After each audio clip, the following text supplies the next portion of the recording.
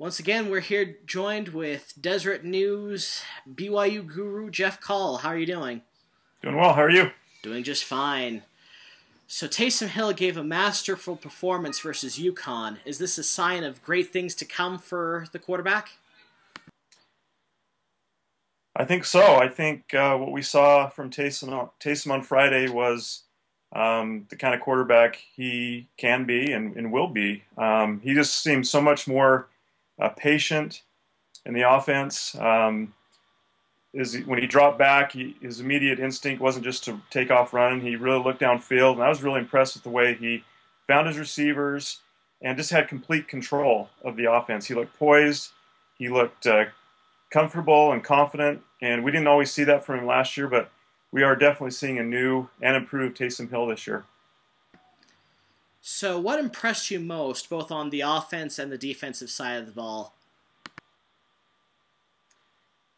Defensively, there's a lot of things that impressed me. I would say probably the most impressive thing was just the defensive secondary.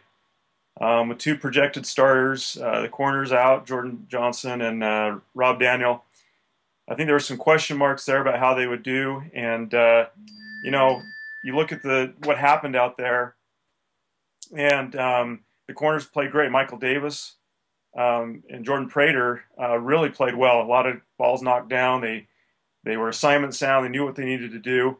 And so that's really good news going forward because we understand that Rob Daniel and Jordan Johnson will be available this week. And so it gives BYU a lot of depth. Offensively, again, a lot of impressive things. The offensive line, I thought, showed a lot of improvement in what they were able to do. They really showed kind of a physical and a nastiness that sometimes we didn't see last year. And then the receivers, 9 different guys caught balls from Taysom. Taron Houck with that touchdown run down the sideline, just very, very impressive. And he's a guy we haven't seen a whole lot of to this point in his career, but I think we'll see a lot more of him and just a lot of depth there. And again, on the offense, BYU's got Jamal Williams for this week and Devon Blackman as well. So that bodes really well for BYU moving forward. So while BYU did a lot of impressive things against UConn, there are two main points that BYU struggled with, namely the penalties and on special teams. What does BYU need to do to clean up those things? Well, I think if you talk to the coaches and players after they watch the film and things like that, and even immediately after the game, I think it was pretty apparent that there were some calls that were kind of, questionable as far as, why they were called and things like that. And I don't put that all on BYU. I think the officials kind of made some odd calls there. But that aside, BYU is responsible for that, and they do have to get it cleaned up.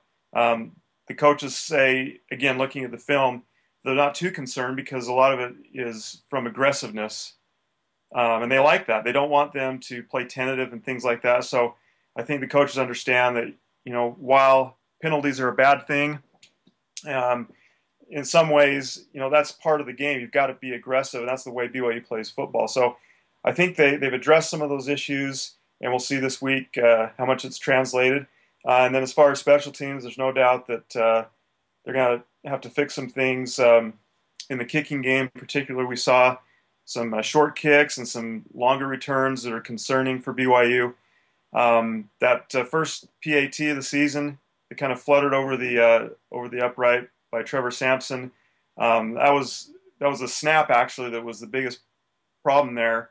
He still got to go over, but there's no doubt that they got to fix some of those things. I think we may see somebody else doing kickoffs this week. I think Andrew Mickelson will be available, so we'll see how that goes. But definitely moving forward, the kicking game has got to be a lot more solid and improved from what we saw in week 1. Okay, so Charlie Strong, for much of the offseason, has been talking a lot about BYU and playing and getting revenge for what happened last season. What do you expect from Texas on Saturday?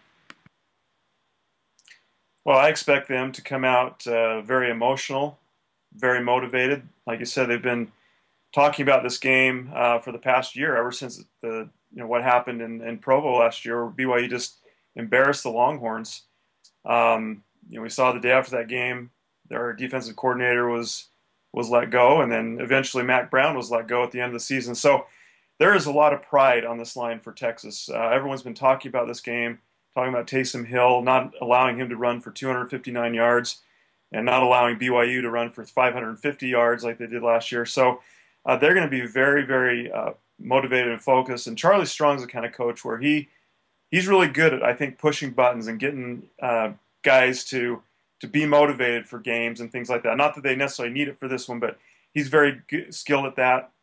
And I think you're going to see a Texas team that's a lot more assignment sound than we saw last year. We saw a lot of mistakes by their defense, taking bad angles, not staying where they're supposed to be, not staying home. So I think a lot of those things are going to be cleaned up, and I just expect them to come out and to give it all they have and to lay it on the line because, again, it's a pride issue. And I think with Charlie Strong now at the helm, I think they need to make a statement that they learned from that mistake and they can put that BYU debacle behind them and move forward. So that's why this is such a big game for Texas. All right, finally, you recently wrote about Ross Oppo looking forward to return to his home state of Texas, and there are several people on the BYU roster that are from the Lone Star State. In your experience, what impact does returning to their home state and playing, the biggest team there, Texas, have on these players? Well, from talking to the guys this week, some of those Texas guys you're talking about, I think there's 9 on the roster from Texas. And from past experience, I know that it's a big deal for these guys to be able to go back home to their home state, and particularly to play at Memorial Stadium. Holds 100,000 people. It's kind of an iconic place. Kids grow up in Texas dreaming of taking the field and playing, and a lot of them, when they dream about that, they dream about having that Longhorn on their helmet. So this is a chance for them to come into Texas, come back home in front of friends and family, and have a great experience. And like you mentioned, Ross Oppo had his moment a few years ago. He caught a touchdown pass in that game in 2011, but BYU ended up losing that game by a point. So kind of bittersweet feelings for him. But as far as guys like Jordan Wesley and Tijon Karoma and guys like that are native Texans, this is really a big deal. This is a chance for them to show what they can do, and they know what's at stake as well, not only for themselves but for BYU in this game. All right, Jeff Call, thank you very much. Okay, thanks a lot.